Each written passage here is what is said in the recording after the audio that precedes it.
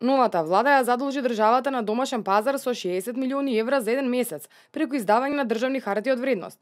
Ако се подели новиот долг од 60 милиони евра со 34 дена, откако новиот министер за финансии стапи на функцијата, тогаш произлегува дека владата на СДСМ ја задолжува државата со 1,76 милиони евра секој ден, односно 73.000 евра на час или 1225 милиони евра на минута.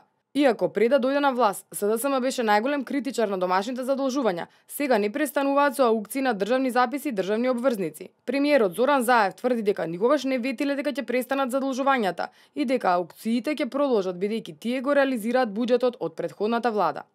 Прво, ние го реализираме буџетот донесен од претходната влада и од мнозинството во кој што има проектирано задолжување. И ние го реализираме буџетот и знаат граѓаните. Никогаш и не ветивме дека ќе престанеме со задолжувањето, заради тоа што тоа би било мисловна именка. Невозможно да се одржи буџетот вака проектиран, вака истрошен и целосно руиниран после целото ова непродуктивно трошење без краткорочните и долгорочните задолжувања. Точно тоа што се случува со купување на пари од домашниот пазар е реализација на приходниот дел на буџетот, за да може да биде следен расходниот дел на буџетот. Според Лиљана Кузмановска, пратеничка од ВМРО-ДПМН, владата на СДСМ само на вчерашната аукција го зголеми државниот долг за 20 милиони евра, односно се задолжи за 27 милиони евра, што е за 3 милиони повеќе од планираното, а за враќање денеска има 7,8 милиони евра. Од овие 60 милиони евра досега граѓаните не видоа ништо. Минималната плата не е покачена на 16.000 денари како што беше ветувано. Ниту пак просечната плата се покачи на 30.000 денари.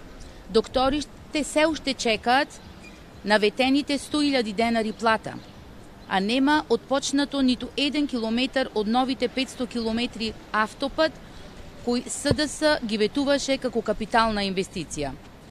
И додека продолжуваат задолжувањата, премиерот Заев најави дека владата на седница во петок ќе расправа за ребаланс на буџетот, кој се очекува да биде изгласан во собранието најдоцна до 2 август.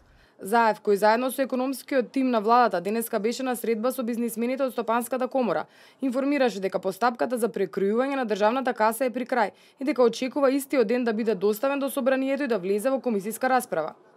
Бизнисмените побараа од новата влада да изработи долгорочен план за раст на македонската економија од 5 до 7% годишно во наредните 10 години, да се консултира бизнис заедницата при донесување на правната регулатива, поголем пристап до финансии за компаниите, лојална конкуренција и унапредување на системот за образование.